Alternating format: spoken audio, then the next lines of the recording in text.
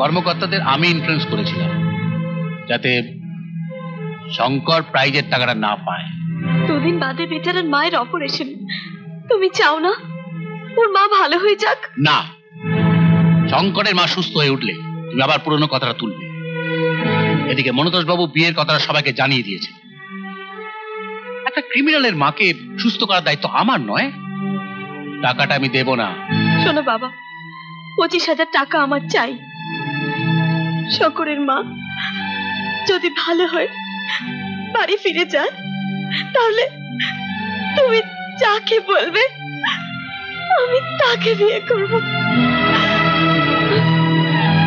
আমি টাকাটা নিয়ে আসছি।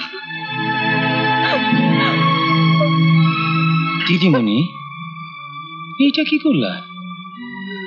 25,000 টাকার লেগিয়া ভালোবাসাটারে বেচা দিলা? বিক্রি কোথায় করলাম কেষ্টদা? যাকে ভালোবাসি তাকে তার মা ফেরত দিলাম।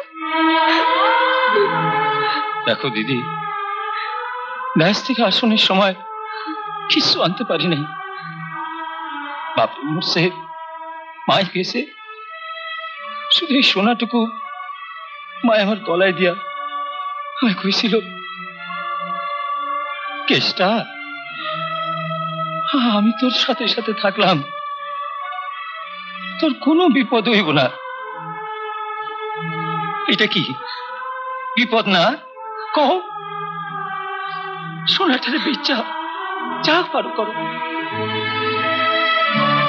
ভালোবাসা বেচছো না, ইচ্ছো না।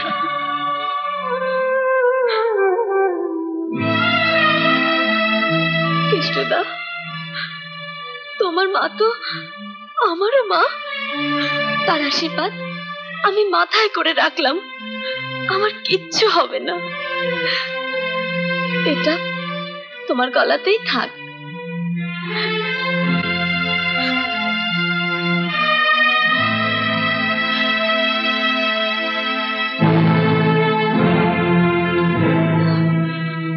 এই নাও, মনে থাকে জানো, কালই আমি বিয়ের দিন ঠিক করছি।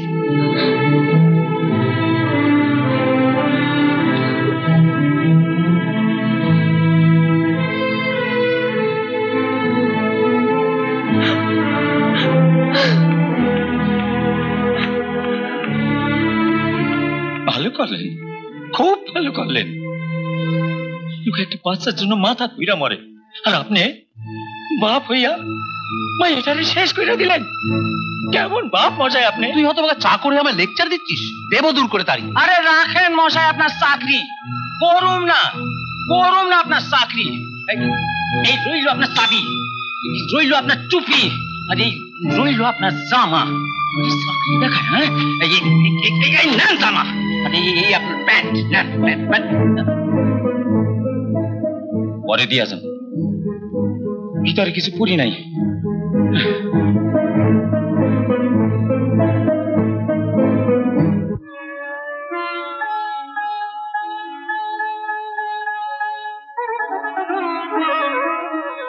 কালীর ইচ্ছায় তরে তো বিয়ে করলাম, কিন্তু দিদিমণির কি হইল কত?